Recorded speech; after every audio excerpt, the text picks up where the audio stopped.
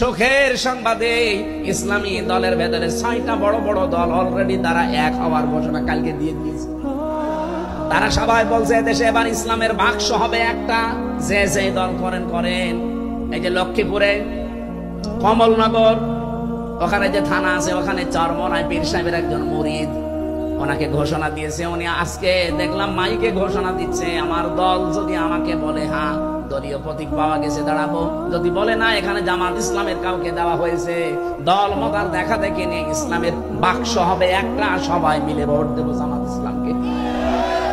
এই সুখের সংবাদটা সারা দেশে এখন ছড়িয়ে যাচ্ছে, আমরাও আশার সঞ্চার পাচ্ছি। কারণ এবার আমরা এমন জায়গায় পৌঁছাতে চাই যেখানে পৌঁছালে ভালো কাজের আদেশ দেওয়া যায়, অনুরোধ না। আমরা কি ভালো কাজের আদেশ দেব না অনুরোধ করবো? নাহা মানে কি? না না, নাহা মানে শুধু নিষেধ না, নাহা মানে বাধা তৈরি করা, ব্যারিকেড দেওয়া, প্রাচীর তৈরি করা। এই যে নদীতে মনে করেন স্রোত চলছে, আমি যদি বাকের সাহেবকে নিয়েছে বলে ফু দেন, পানি বন্ধ হয়ে যাবে। বাকের সাহেব আমির হামজানা কাবার ইমাম এসে ফু দিলে জীবনও বন্ধ হবে না। ওটা বন্ধ হওয়ার জন্য ওখানে প্রাচীর দেওয়া লাগবে, ব্যারিকেড দেওয়া লাগবে। আল্লাহ বলেন অন্যায় কাজগুলোতে শুধু সোমন্তর সো বললে হয় না, ওটা বাধার প্রাচীর তৈরি করা লাগে। সূরা জমান 28 নম্বর পারা 13 নম্বর পৃষ্ঠা 3 নম্বর লাইনের শেষ নম্বর রুকুর 9 নম্বর আয়াতটা আল্লাহ পাক বলেন, ও হে যারা ঈমানের দাবি করো, আযান যখন হবে জুমার দিনে সব কাজ কাম বন্ধ করে দাও, বেচা কিনা সব বন্ধ করে জিকিরের দিকে দৌড়াও। এখানে জিকির মানে নামাজ, কথা বলেন না কেন? তাফসীর যারা পড়তে পারে দেখেন জিকিরের অর্থ করে নামাজ লেখা আছে। আমার আল্লাহ নিজে ফতোয়া দিচ্ছেন জিকির মানে নামাজ। আর তুমি এত বড় পীর, তোমার দরবারে গেলে নামাজই লাগে না? বলে খাজা বাবার মুরিদ আমি বড়ই গুনাহগার, খাজা যদি দয়া করে তবে হব পার। সরে বলেন নাউজুবিল্লাহ। নামাজ যারা পড়বে না কিয়ামতের দিন সর্বপ্রথম তারা ধরা পড়বে। কারণ আউয়ালু মা ইউহাসাবু বিহিল আবদু ইয়াউমাল কিয়ামাতিস সালাহ, রাহুল বুখারী। আল্লাহর নবী বলেন কিয়ামতের সর্বপ্রথম আল্লাহ বান্দা নামাজ পড়েছিলি কিনা বল। নামাজই পড়ে না ও পীরের মুরিদ, ওকে যদি আল্লাহ মাফ করে তাহলে নবীজির হাদিস মিথ্যা হয়ে যাবে। জোরে বলুন। সুতরাং নামাজ জিকিরের 3 নম্বর অর্থ, নামাজের দরকার আছে না নেই? এমন পীরের দরবারে যাবেন যে দরবারে নামাজ আছে, নামাজের শিক্ষা আছে। কথা বললেন না কেন? বাংলাদেশে এমনও পীর আছে যেখানে নামাজই নেই। কি বেশি বললাম? অনেক দরবারে নামাজ আছে, নামাজের ট্রেনিং আছে, কিন্তু নামাজের শিক্ষা নেই।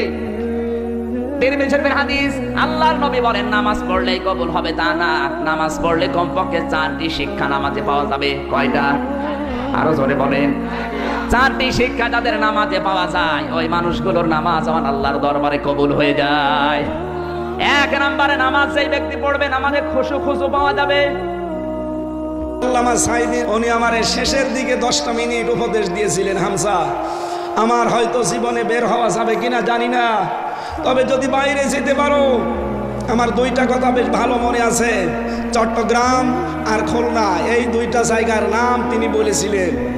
এই 2 জায়গায় যদি যেতে পারো, বাংলার জনগণকে এই 2 জায়গায় জানাবে কোনোদিন আমি কোরআনের কথা বলতে পিছপা হইনি, তোমারও নির্দেশ দিলাম কোনোদিন পিছপা হব না। এটা আমার মাথায় হাত দিয়েছিল, আমার মনে হচ্ছে এখন ওনার হাত আমার মাথায় লেগে আছে। আমি ওনার ওই কথাটা যেন মরণের আগ পর্যন্ত মেনে চলতে পারি, আল্লাহ তৌফিক দেন, বলে না আমি। কারণ সেই জবান কোরআন বলে, ওই একটু জাগুন চেষ্টা।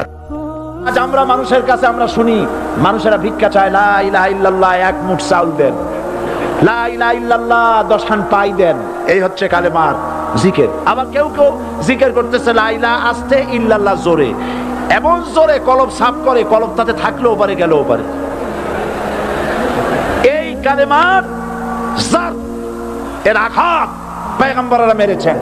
হযরত মুসা আলাইহিস সালাম যখন বলেছেন লা ইলাহা ইল্লাল্লাহ, এই ধাক্কা ফেরাউন বরদাস্ত করতে পারে নাই, দরিয়ায় নীলের ভিতরে আল্লাহ পাক ডুবাই শেষ করে দিয়েছেন, দেন নাই?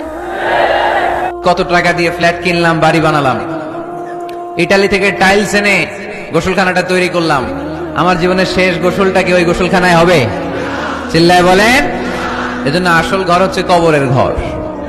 কিন্তু আমরা এই মরিচিকার পেছনে ছুটে বেড়াই। আরে ওমরে ফারুক তো এমন সাহাবী ছিলেন যাকে দেখে মুনাফিকরা থরথর করে কাঁপত। ওমরে ফারুক তো এমন সাহাবী ছিলেন যাকে দেখে শয়তানও কাঁপত। বিশ্বনবী বলতেন, উমর মা সালাকা শাইতানু সালিকান ফাজ্জান ইল্লা সালাকা ফাজ্জান গায়রা ফাজ্জিক। ওমর, ইবলিস শয়তান যদি তোমারে কোনো রাস্তা দিয়ে আসতে দেখে, ইবলিস ওই রাস্তা থুইয়া অন্য রাস্তা দিয়ে চলে।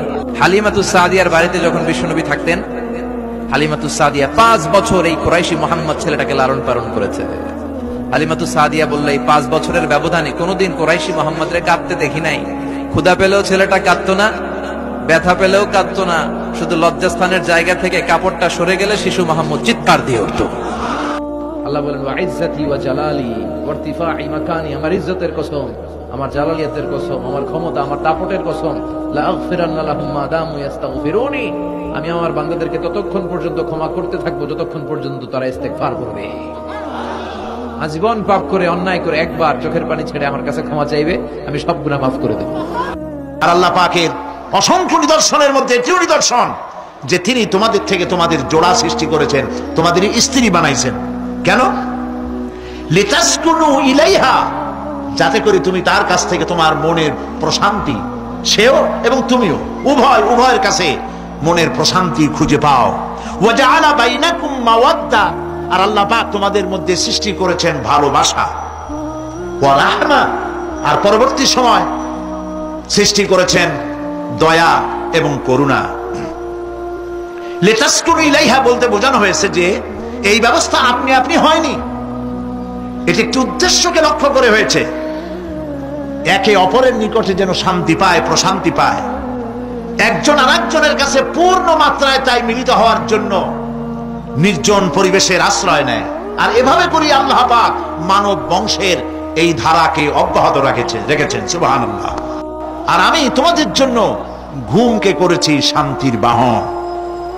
মানুষের অঙ্গ প্রত্যঙ্গ প্রত্যেকটির কাজ ভিন্ন, প্রকৃতিও ভিন্ন। চোখ দেখে, কান শোনে, জিহ্বা স্বাদ গ্রহণ করে, নাক শোনে, নাক শোখে, মস্তিষ্ক চিন্তা ভাবনা করে। এ হলো প্রকৃতি। আর প্রত্যেকটি অঙ্গ প্রত্যঙ্গের রুচি আলাদা, কর্তব্যের মধ্যে বিরাট বৈষম্য। যেমন চোখ রঙিন এবং সুন্দর জিনিস দেখতে ভালোবাসে, ঠিক কিনা? বলেন ঠিক কিনা? একটা খারাপ জিনিসের দিক চোখ পড়লেই মানুষ তাড়াতাড়ি চোখ ফিরায় নেয়, ঠিক না? চোখ সুন্দর এবং রঙিন জিনিস দেখতে ভালোবাসে। কান সুমধুর সুর শুনতে ভালোবাসে, উৎসাহ বোধ করে। আর হাত নরম এবং মসৃণ জিনিসে স্পর্শ করতে উৎসাহ বোধ করে। নাক আতরের গন্ধ শুঁকতে ভালো লাগে। আর মন নতুন নতুন রঙিন ভাবনা ভাবতে চেষ্টা করে। বাড়ি বানাবো, বিল্ডিং বানাবো, ইন্ডাস্ট্রি করব, ছেলে বিয়ে দেবো, মেয়ে বিয়ে দেবো অমুক জায়গায় বিরাট লোকের কাছে। ভাবতে ভাবতে ভাবের সাগরে হারিয়ে যায়। আর ভাবনার ভিতরে খেয়ালে যদি কেউ পোলাও পাকায়, বাস্তবে তা হোক আর না হোক, খেয়ালে মনে মনে যদি কেউ পোলাও পাকায়, তাহলে ঘিয়ের দাম যাই হোক না কেন তাতে কিছু আসে যায় না, ঠিক কিনা? মানুষ রঙিন রঙিন ভাবনা ভাবতে খুব মজা পায়। তাহলে আমি কি বুঝাইতে চাইলাম? চোখের কাজ, নাকের কাজ, মুখের কাজ, কানের কাজ, মনের কাজ, প্রত্যেকটি অঙ্গ প্রত্যঙ্গের ভিন্ন ভিন্ন কাজ আছে, ভিন্ন ভিন্ন রুচি আছে। কিন্তু একটি ব্যাপারে হাত, পা, চোখ, নাক, মস্তিষ্ক সব এক ব্যাপারে তারা ঐক্যমত পোষণ করেছে। এ ব্যাপারে কোনো ইখতিলাফ তাদের মধ্যে নাই, সেটা হলো ঘুম। সেটার নাম কি? ঘুম। ঘুমাইতে চায়, হাতের শরীরের সমস্ত অঙ্গ প্রত্যঙ্গ ঘুমের কোলে নিবেদিত হয়ে যেতে চায়। ঘুম না আসলে হাত আর চলে না, মাথায় আর ভাবতে ইচ্ছা করে না, পাও আর চলতে চায় না, হার্টবিট বেড়ে যায়। আর ঘুমালে পরে সব শান্ত হয়ে যায়। সুবহানাল্লাহ কব না? এখন সুযোগ পেয়ে গেছে, সব কুতুব পেছে এখন টিভিতে দেখা যায়, ঠিক কি না? গুলিস্তান কে হর শখ মে উল্লু बैठे हैं, फिर अंजाम गुलिस्तान क्या होगा। ফুল বাগানের প্রত্যেক ডালে ডালে কুতুব পেছারা বসে গেছে সুযোগ পাইয়া। এখন ফুল বাগানের দশা কি হবে আল্লাহই জানে। বন্ধুগণ, আল্লাহ পাক এই সব দৃশ্য দেখাচ্ছেন। তোমার নিজের শরীর দিকে তাকাও। তুমি যে এত মাতলামি করো, তোমার শরীরও তো তোমার হুকুম মানে না। আপনার শরীর কি আপনার সব হুকুম